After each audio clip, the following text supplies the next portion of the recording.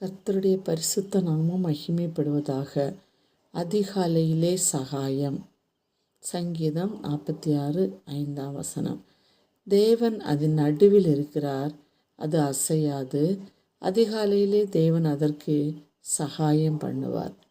தேவ பிள்ளைகளே, பலவிதமான பிரச்சனைகள், போராட்டங்கள், தோல்விகள், எதிரியாகிய பிசாசின் கொடூரமான தன்மைகள், வியாதியின் கொடூரம் நம்மை நெருக்கி நொந்து போகச் செய்யும் வேளையிலே துவண்டு போகாதபடி, சோர்ந்து போகாமல் கடவுளுக்குள் வந்து இளைப்பாற கற்றுக்கொள்ள வேண்டும். அப்படிப்பட்ட நேரங்களில் தேவ சமூகத்தில் செபிக்க வேண்டும். தேவ சமூகமே நமக்கு ஆறுதலாகவும் தேர்தலாகவும் இருக்கும் என்பதற்கு சந்தேகமே இல்லை. இது அறிந்த சங்கீதக்கார தாவீது 63 சங்கீதம் 1 தேவனே, நீர் என்னுடைய தேவன், அதிகாலமே உம்மை தேடுகிறேன்.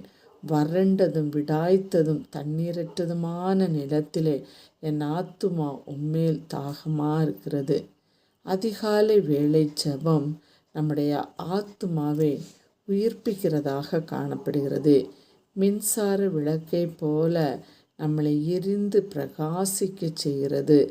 அப்படிப்பட்ட பிரகாசம் நாம் ஒவ்வொருவருடைய உள்ளத்திலும் காணப்பட வேண்டுமானால் நாம் தேவனோடு இணைக்கப்பட்டவர்களாக காணப்பட வேண்டும்.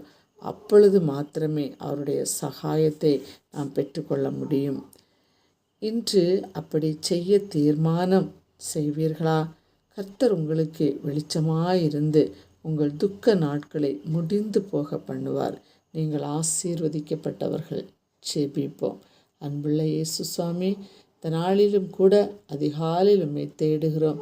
சகாயராயிருந்து வழி நடத்துவீராக. இயேசுவின் நாமத்தில் பிதாவே,